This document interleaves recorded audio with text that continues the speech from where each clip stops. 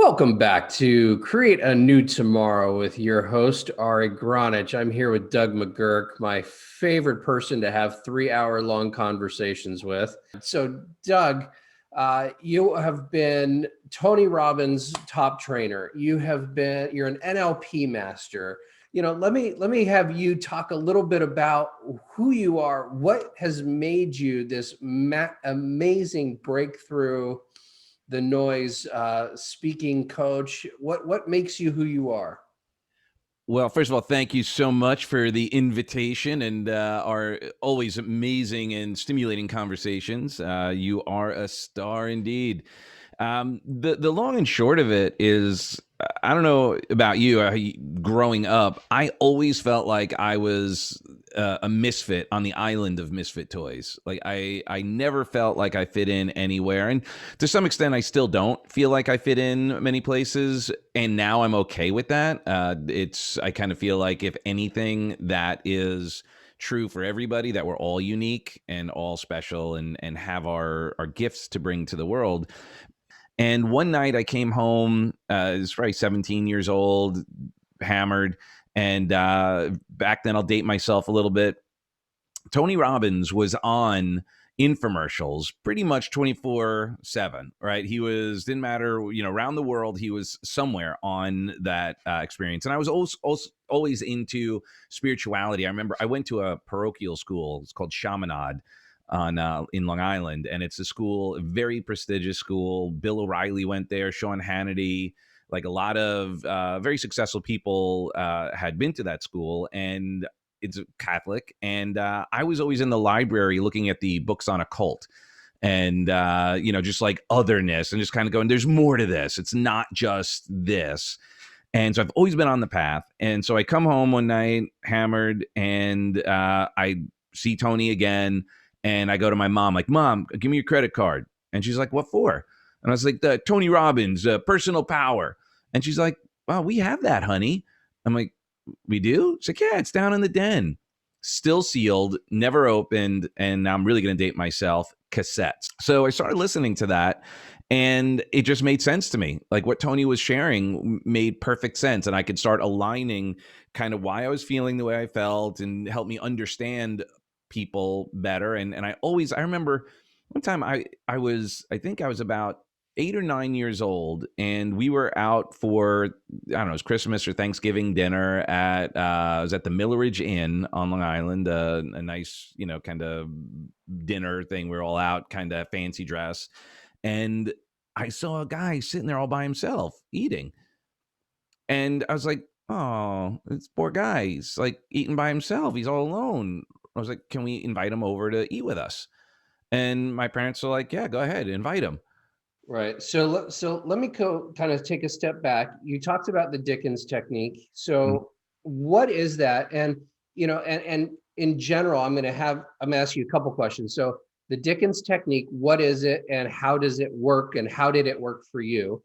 Okay, so great questions. So the Dickens process is modeled after the Charles Dickens classic, A Christmas Story, and essentially it's working with temporal dynamics. So what the experience is, I know you've experienced it, so for anyone who hasn't, is it's taking a current behavior, current state, current belief, current something that is non-resourceful, looking in the past as to what impact that has had in your life in the past. What impact is it having currently?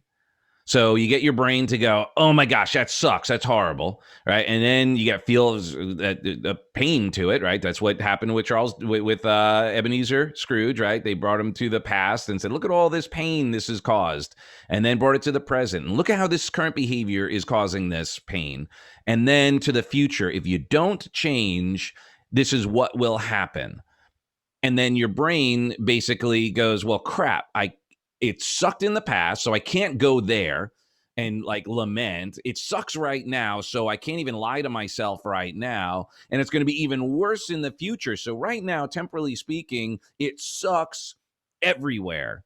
So it forces you to make a decision to no longer continue that behavior. And then you create a new vision of possibility and then transmute that into probability by creating such a compelling vision that it starts pulling you towards that it becomes part of your identity. It becomes in your nervous system who you are, so that you can continue to do the work when you don't necessarily want to. Yeah, it seems like we have a lot of Mr. Miyagi's, or at least wannabe Mr. Miyagi's, going around these days, but not a lot that actually get the job done like he did with Daniel, right? I, I just watched Cobra Kai on Netflix, so it, Amazing. So great. I can't wait for 3 and 4. I know it was tremendous to see that. I mean, this is 40 years later. It's not like a little bit of time has gone by. It's 40 years.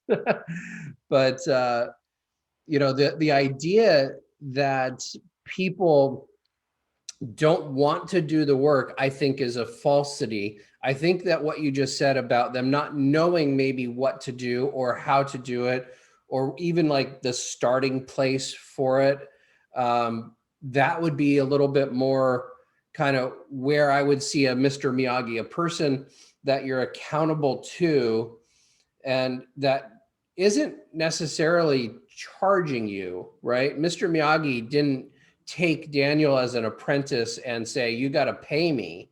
He got a lot of work out of the guy, but it was more like, I'm a swordsmith. I need somebody to cover my legacy and become a swordsmith just like me so that my legacy can be extended. And that legacy is now being sold, right? With the onset of all of these masters of transformation, it's being sold, right? And so I'm wondering if it's possible even to have a massive effect on a population when all you're doing is selling the service versus giving it the way that they used to in the old tribes. And maybe it's just the work. I know, you've had such an amazing ability as an apprentice to take the information that you're given and transmute it into, I can now be a master at this. And I'm not sure what the difference is between you and somebody else who, the 95% that don't do that.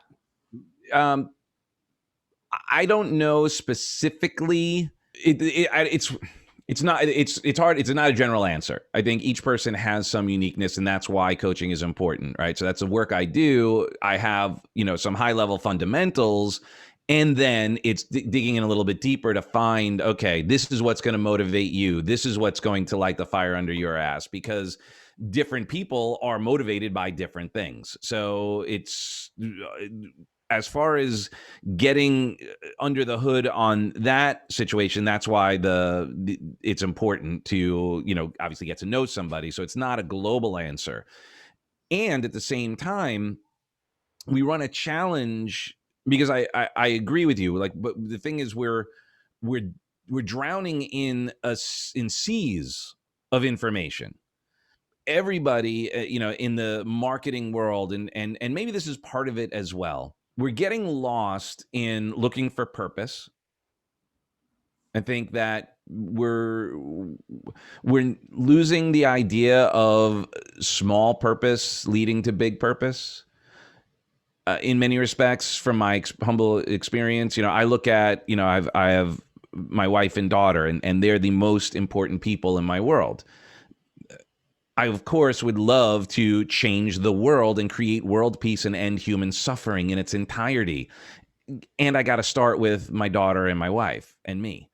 And that's not as glamorous. And oftentimes and I think now more than ever, we've been conditioned to our value only being represented by how famous we are, or how much money we have, or the car we drive, or the watch we have. And we've become addicted to a measurement that is not sustainable for some. but it's sustainable for others. And there's no judgment. It doesn't matter. If people love stuff, that's great. We all love stuff. Are we becoming a slave to it? So we've been conditioned to think and have an expectation that there is going to be an easy way, right? And people aren't lazy. They're just extraordinarily motivated to work as little as possible. See, it's funny. I kind of agree and kind of disagree with that statement, because I think that people are programmed to work really, really hard with the thing that they're passionate about, and be lazy about what they're not necessarily passionate about. And for example, you in a studio for 29 hours and that being a regular thing, that wasn't because you were getting paid enough on salary. For free. I did for a while. You would have done that for free, and you would have done it lazy as, not lazy hasn't been a thing, I don't think, in your life, except for things that you're not passionate about. Well, yes, and we get distracted, right? So things come up and we have, shiny object syndrome. So that's where discipline comes in, where, there's a point at which, wisdom and discipline, in my experience, has been valuable because, and doing the things are things that we need to do, and or find someone to support us in. Like as an example, admin and stuff like that. Not my, and sadly, not Heidi's bag either. So the two of us, our passion is doing the work. Our passion is serving, is helping people. So where we need help is in the admin side, in stuff like that. But there are times when we have to do it. Like we just don't have, we're not, having multiple people doing all of that other stuff. And there's that balance where then we get sucked into kind of little rabbit holes, or things take more time and we go, oh, this sucks because I have to do these things that I don't want to do because I'm not passionate. So then I put it off, or I don't do it, and then it backs up. And so it's finding that balance. So I agree. And it's while I totally am on board with, finding your passion and going for it. And sometimes your passion may not be able to pay you. Perspectives. So I'm gonna take that and kind of twist it a little bit into cognitive dissonance, right? So lack of cognitive dissonance, or lack of common sense, sorry, and add in cognitive dissonance and emotional dissonance. And emotional dissonance. We don't even know what we're feeling anymore. Yep. Right? So how does that play out in the decisions? Like, we're looking at an election season, right? We just had an amazing debate between our presidents, or our president and the person who's seeking office, Mr. Biden. There seems to be a lot of cognitive dissonance and a lack of common sense in every aspect of life. Yeah. And I'm, my way of looking at things in general is I try to find out and understand why people choose to do things the way they choose to do them, why they're so okay with making decisions that go completely 180 against their own self-interest. And by self-interest is not just an individual. Self-interest is a society at large, right? So, I look at things, I'm in the medical world, so I look at things like, why would we allow 70,000 chemicals to be put on our food, air, and water, to be introduced into our society? Since only the 1970s, late 1970s, we've had over 70,000 new chemicals arrive. Most of them are being put into our food and our water. Mm-hmm. And yet people don't complain. They don't say, that ain't cool, I'm not going to buy that. They're not saying, they're not really up in arms about anybody. There's like such a small, insignificant amount of people fighting that fight, for instance. Or if a company, let's say, is poisoning the well water in their own community and all the people are getting cancer, the employees are not the ones making those decisions, but why aren't they stopping those decisions? And so that's kind of like, that's the cognitive dissonance. Yeah. Actions don't equal the results. And so let's talk a little bit about that, because to me, that can lead into some solutions if we can get a hold of this and what's going on. So a couple things. Obviously, this is such a complex conversation, and I think part of the challenge is that it seems that sometimes people are not really all that into having a complex conversation. They want it to be a simple yes or no, do this, do that. The complexity challenges things, and that's true for everything, right? The tyranny of complexity stops people from taking action because they go, I don't even know what to do, and then they just freeze, right? So when we don't know what to do, we freeze. A confused mind says no.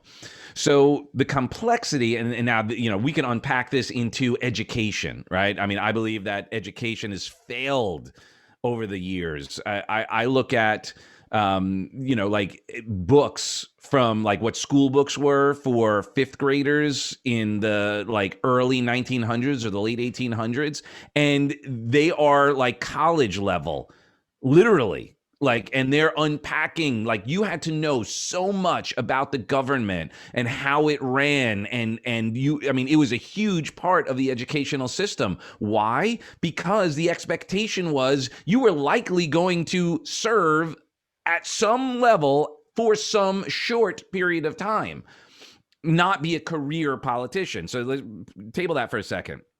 Next, we move into resignation, where people just go, I don't even know what to do. And they actually create a synesthesia and they close off the consequences. It becomes an addiction, right? So that part of the nucleus accumbens, the NA in our mind, actually bypasses. So we consciously know, and there's a cognitive dissonance, we consciously know the negative outcome from said behavior, but we still do it because we don't feel the consequences. And now we're into the emotional dissonance, and the science behind it. How that occurs is there's actually a part of our brain that wires itself through conditioning, through expectations, and through the consumption of said poisons, which then create this interweaved experience where it's both cognitive and physiological, which creates the emotional, because now it's in our body, we're feeling it, but it's like getting lost in Jersey, right? It's like, well, yeah, you can't get there from here, right? I don't know if you ever had that happen where, it's like the hotel's across the street. Yeah, it's going to take about 30 minutes to get there because you can't make a left turn. And in order to get there, you'd have to be able to, in 5 minutes, you'd have to make a left. Instead, you have to do this giant, huge circle. And then you go, F it.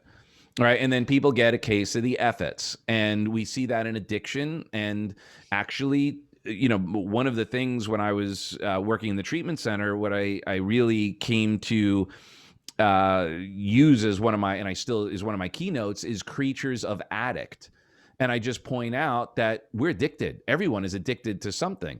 And we get addicted. And I'll use the example like right now when we talked about the debates and the cognitive dissonance that both sides will accuse the other of. And it's unbelievable to watch because we're like, wow, like, man, I'm just going to take this position. If we met in the middle, would we be okay with this conversation? Like if we just actually took what was going on and in this conversation, whatever that is, and met in the middle, would you be okay? Because it's so, for me, the answer is probably not. I think we've gone way off course for what's best for, humanity. But that being said, you'll see people actually having that cognitive dissonance going, no, we got to put this Roundup. We can't have those weeds. We can't have those weeds. And like, well, I get it. However, as you're killing those weeds, you are poisoning yourself and killing the flora in your body that is necessary to digest, which is creating all these problems in the first place. So while, yeah, you killed those weeds, you've killed yourself in the process. All right. Thank you so much for being here. This has been another episode of Create a New Tomorrow. I'm your host, Ari Gronich, and thank you so much. Ask some questions, send us a response, engage in our podcast, and take a look at the book, A New Tomorrow. It's got actionable steps that you can do while reading the book to change your life, live your passion, and be a better human being for the world that's coming up, creating a new tomorrow. So thank you so much. And I look forward to the next time with you, Doug, and the next time with you, audience. Thank you.